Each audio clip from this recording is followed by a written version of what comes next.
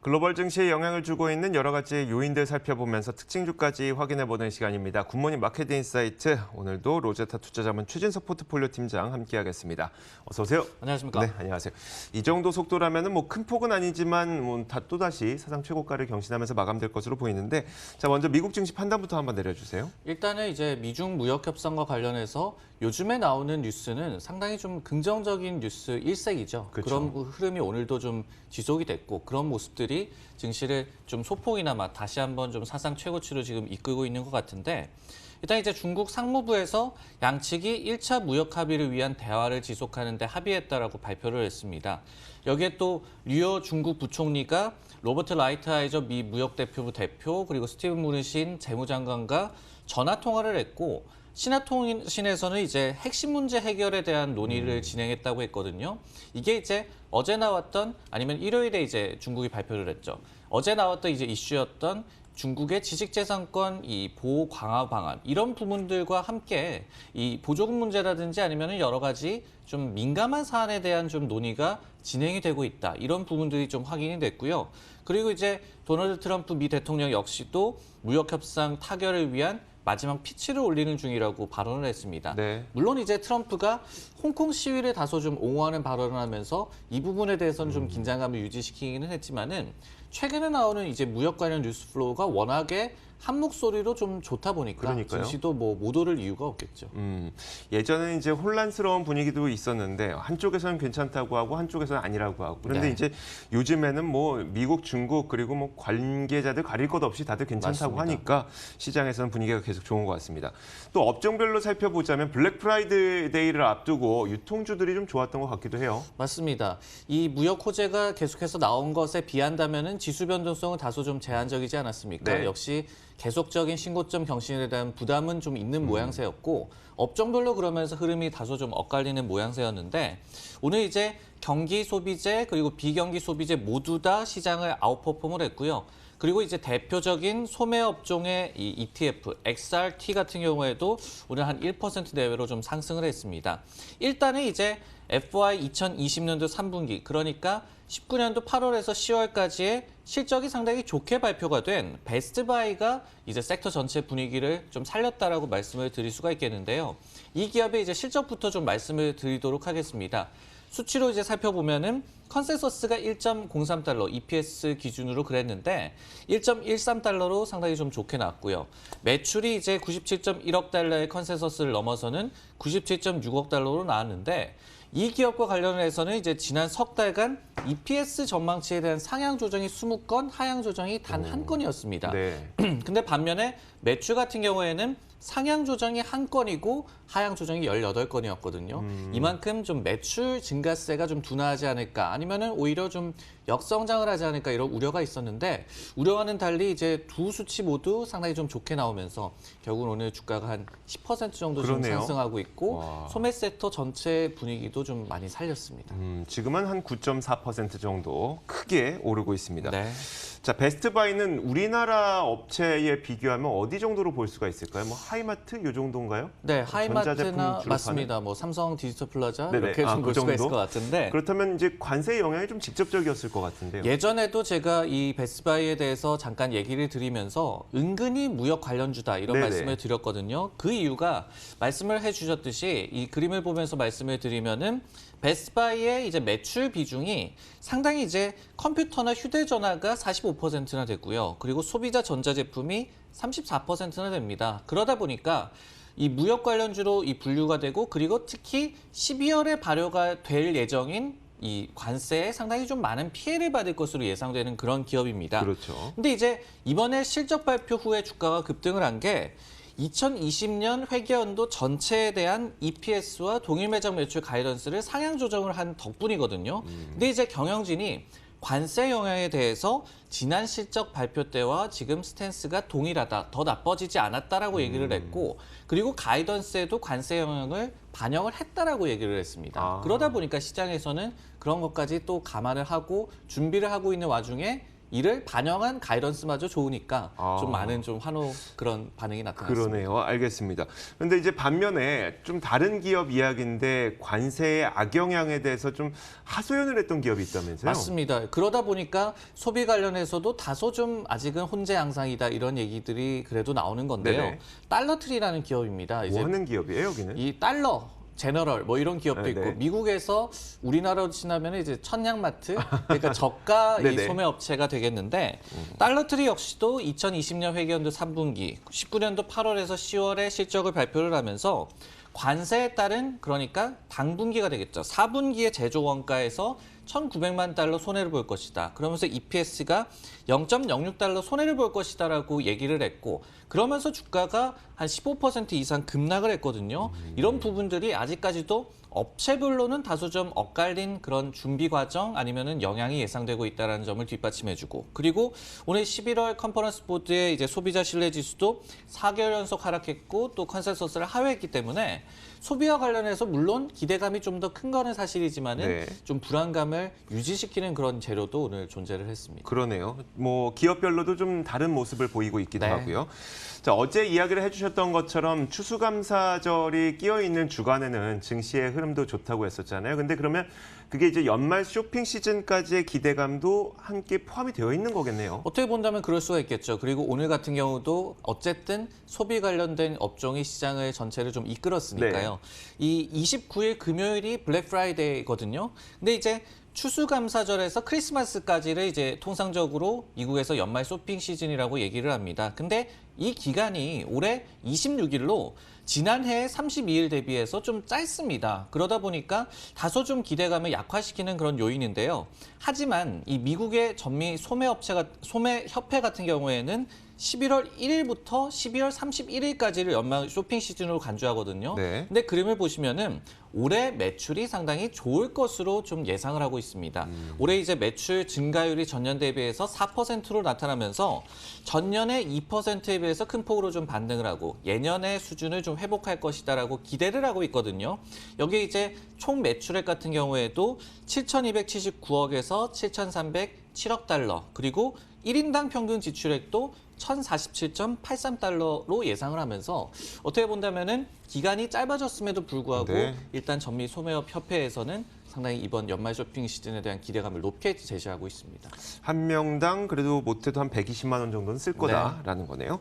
자, 올해 연말 쇼핑 시즌에서 좀 특징적인 부분이 있다면 어떤 게 있을까요? 우선 온라인 강세가 지속될 것 같습니다. 뭐 당연한 얘기가 되겠는데요. 네네. 이 소매업 협회에 따르면은 올해 연말에 쇼핑 시즌 온라인 매출이 1,626억에서 1,669억 달러, 전체의 한 22에서 23%를 차지할 것이다라고 예상을 하고 있고요. 전년 대비해서도 11에서 14% 증가할 것으로 지금 예상을 하고 있습니다. 그리고 또 한 가지 좀 눈여겨볼 점이 온라인 쇼핑이 늘다 보니까 미리 쇼핑을 시작한 수요도 굉장히 좀 많다라는 점이 되겠습니다. 지금 보시면은 이 협회에서 조사를 한 11월 첫째 주, 그러니까 아직까지 추수감사절 주간이 시작되기도 전에 11월 첫째 주부터 쇼핑을 시작했다는 응답 비율이 56%로 나타나면서 전년의 55%에 비해 늘어났고 그리고 한 10년 전과 비교해서는 거의 한 10% 가깝게 늘어난 모습. 그리고 39% 같은 경우에는 11월 전에 또 연말 쇼핑을 시작했다고 얘기를 했습니다. 좀 딱히 뭐 시기에 구애받지 않고 쇼핑을 많이 하고 또 뭐 지출도 분산을 시키고 이런 의미도 있겠고 그리고 온라인 그런 쇼핑 수요도 많아졌기 때문에 뭐 언제 쇼핑을 해도 이상하지 않은 그런 모습이고 그리고 참고적으로 뭐 요새는 또 근데 이렇게 남자 여자 나누면은 좀 위험하지만은 네네. 남자아이의 경우에는 레고가 여전히 가장 좋아하는 좀 그래요? 선물이라고 하고요. 여자 아이 같은 경우에는 바비 인형이 또 미국에서 여전히 또 가장 인기 있는 그런 선물이라고 하네요. 알겠습니다. 아마 그 올해나 아니면 앞으로 해가 지나면 지날수록 또 이런 일들이 예전에 우리가 블랙 프라이데이다라고 하면은 항상 그 문 앞에서 지키고 서 있다가 딱 문을 여는 순간 사람들이 네. 우르르 몰려 들어가고 이랬었잖아요. 그런 모습은 아마 참고 영상으로 좀 안 나오지 않을까. 맞습니다. 그런 트렌드가 이런 수치로도 좀 증명이 된 셈이 되겠네요. 알겠습니다. 자, 이제 특징주 한 가지 살펴보도록 할 텐데 이거 아마 다들 관심이 많으실 거예요. 홍콩 증시에 상장한 알리바바가 상장하자마자 대박이 났다면서요? 홍콩 증시에서 이제 예상대로 어떻게 네. 본다면 대박이 났고 오늘 미국 증시에서도 좀 상승을 했는데 어제 이제 첫 거래가 있었죠. 그러면서 거래 공모가 176 홍콩 달러 대비해서 약 한 6.6% 정도 상승한 187.6 홍콩 달러로 거래를 마쳤습니다. 우리 돈으로 한 28,000원 정도 되겠는데 장중에 이제 시총이 4조 홍콩 달러를 넘어서면서 텐센트를 제치고 단숨에 시총 1위에 등급을 했고요. 그리고 이제 사우스 차이나 모닝 포스트에 따르면은 해외 투자자 할당 주식 중에 3분의 1은 이제 본토 투자자들의 몫으로 돌아갔다고 합니다. 이번에 이제 알리바바가 신주 5억 주를 발행을 하면서 홍콩 증시에 상장이 됐거든요. 근데 이제 공모가 조기에 마감될 만큼 매수 신청이 상당히 좀 많았다라고 하고 총 한 900억 달러, 이 홍콩 네. 달러로 한 900억 홍콩 달러 정도를 이번에 조달을 했다고 하네요. 알겠습니다. 자, 알리바바의 그 홍콩 상장은 어떤 방식인지가 궁금하고요. 또 이게 그냥 단순히 홍콩 증시에서 대박 났다가 끝인 건지 아니면 이게 또 미국 증시에까지 똑같은 영향을 주게 되는 걸까요? 투자정보지 베런즈에서 알리바바 홍콩 상장과 관련해서 한 5가지 중요한 주안점이 있다라고 정리를 했습니다. 네. 그 부분을 좀 전해드리면요. 첫 번째로 미국에 상장된 알리바바 주식이 홍콩에 이번에 상장된 알리바바 주식의 네. 8주와 이제 동일합니다. 아. 그리고 상호 자유롭게 교차 거래가 가능하다라고 밝히고 있거든요. 즉 이제 홍콩 주식 같은 경우에는 약 한 2.8% 정도 공모가 기준으로 주주 가치가 희석이 됩니다. 근데 이제 첫날 상승 후에 187.6 홍콩 달러가 됐죠. 이거를 8배로 곱하게 되면은 이미 한 2달러에 육박을 하거든요. 그러다 보니까 미국의 오늘 알리바바의 이 주가와 거의 비슷하거나 아니면은 오늘 미국에서 알리바바가 상승하지 않았다면은 미국을 추월했습니다. 그러다 보니까 이미 좀 희석된 그런 부분은 메꿨다라고 보여지고요. 두 번째로 여전히 미국이 주 거래소다라고 알리바바 측에서도 밝히고 있고 세 번째로 물론 모두가 좀 의심을 하고 있지만은 이번 홍콩 상장이 미국 측에서 미국에 상장된 중국 기업들을 상장 폐지할 수도 있다. 이런 우려 때문은 아니다라고 또 분명히 하고 있고 네 번째로 이번에 이 알리바바가 홍콩에 상장이 됨으로써 실제 알리바바의 고객인 중국인들이 알리바바 주식에 많이 좀 투자하는 효과가 예상이 네. 되고 있고 그리고 다섯 번째로 알리바바가 홍콩 시위 여파에 대해서는 그다지 뭐 우려를 하고 있지는 않다고 합니다. 그러다 보니까 이번에 뭐 그러니까요. 상장도 진행을 한 게 되겠죠. 알겠습니다. 자, 미국 그러니까 미국 시장과 그리고 홍콩 시장에 이 동시에 상장되어 있다 보니까 저는 이런 생각도 들었어요. 우리가 흔히 차익거래라고 하는 아비트리지 있잖아요. 이런 것도 뭐 가능할까 생각이 드는데 네. 지금 보니까 가격이 어느 정도 다 맞춰진 거 보니 그게 또 쉽지는 않을 것 같네요. 알겠습니다. 자, 그렇다면 미국에서의 알리바바 분위기는 좀 어떨까요? 이 홍콩에서 이중 상장 일자가 발표가 되고 이랬을 때 대비해서 지금 주가가 한 5% 정도 상승을 했고요. 네. 알리바바가 미국에서도 지난 석 달간 한 15% 정도 상승하면서 양호한 흐름을 타고 있습니다. 가장 최근에는 이제 맥쿼리에서 매수 의견을 새롭게 좀 제시를 하면서 목표 주가 1달러 그러면서 한 20% 이상의 좀 업사이드를 점쳤는데 고객을 유지할 수 있는 어떤 특출난 능력을 갖췄다. 그리고 활성 사용자가 많기 때문에 향후 비용 구조 효율화와 함께 매출 고성장세를 유지할 수 있을 것이다라는 투자 의견을 냈습니다. 이번에 홍콩 상장을 계기로 어떻게 본다면은 교차 거래가 가능한 이 두 곳에 있지만 한 몸이라고 또 볼 수가 있거든요. 그렇죠. 홍콩에서 대박이 났기 때문에 이거를 또 계기로 해서 미국에서도 알리바바 주가가 더 갈지 뭐 아이비들의 의견이 계속해서 긍정적으로 나올지 좀 지켜볼 만할 것 같습니다. 알겠습니다. 자, 이렇게 저희가 시장 전반적인 시황 상황 저희가 평가를 해봤고요. 잠시 후에 미국 시장이 마감을 하게 됩니다. 마감 동향 저희가 확인하고 돌아오도록 하겠습니다.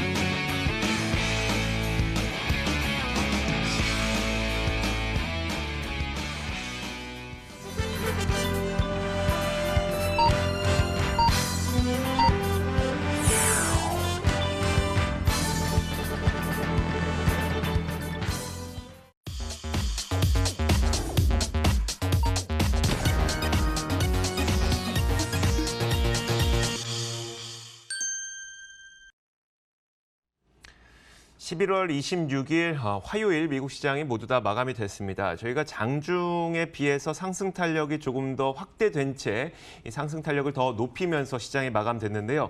다우부터 한번 살펴보도록 하겠습니다. 지금 보면 52포인트 넘게 올랐죠. 0.19% 상승하면서 28,119포인트에 마쳤습니다.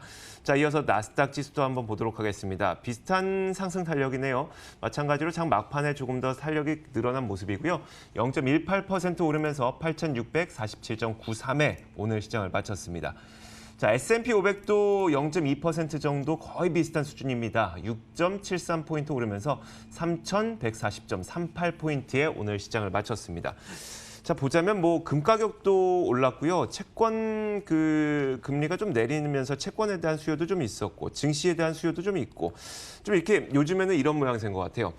크게 오를 때는 확실하게 안전자산을 회피하고 위험자산도 가는데 이게 네. 조금 오를 때는 좀 동일하게 좀 자산으로 들어가는 돈이 들어가는 모양도 나오는 것 같네요. 맞습니다. 네, 시장 좀 총평. 네. 다양하게 투자를 한다라고 보여지고요. 그리고 오늘 무역 관련된 호재가 그래도 좀 많이 나왔음에도 불구하고 지수 상승폭 아니면은 변동성 자체가 제한된 것은 역시 추수감사절을 앞두고 이번 주가 좀 짧고 그리고 이런 거를 앞두고 어떤 투자 포지션을 변경하기가 좀 부담스럽지 않습니까? 그러다 보니까 이런 부분도 좀 작용을 한 것 같고 하지만 어쨌든 간에 또 한 번 사상 최고치를 경신한 그러니까요. 모습도 막판의 상승폭을 좀 더 키웠기 때문에 내일장에 대한 기대도 좀 해볼 수가 있겠죠. 알겠습니다.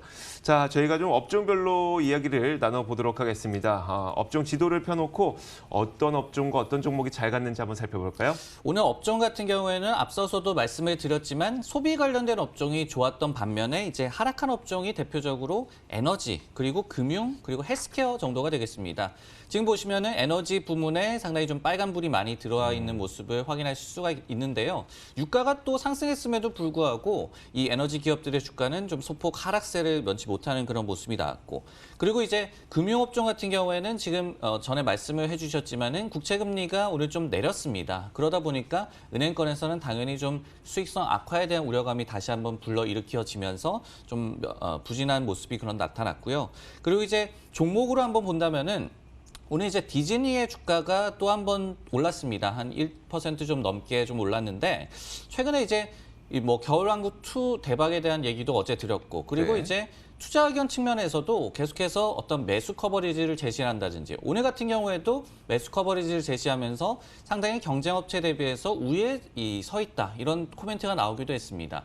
여기에 이제 디즈니 플러스 같은 경우에 지금 거의 매일 100만 명씩 가입자가 늘어나는 그런 속도를 보여주고 있다. 네. 이런 또 리서치 회사의 자료도 나왔고요. 그러다 보니까 주가가 좀 못 올라갈 이유가 없다라는 생각이 드는 그런 양상이고요.